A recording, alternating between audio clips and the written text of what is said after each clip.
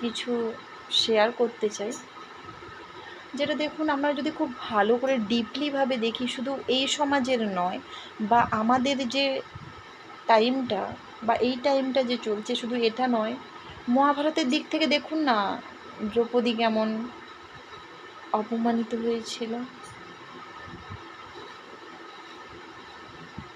পারলো সেখানে উপস্থিত সবাই থাকা মানুষ তাকে রক্ষা করতে পেরেছিল?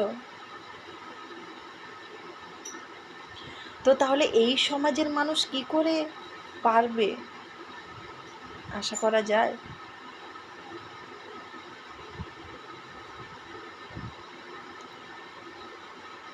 তার থেকে বড় কথা, আমরা মেয়েরা কি সবসময় অপমানিত হতে থাকবো, নির্যাতন হতে থাকবো?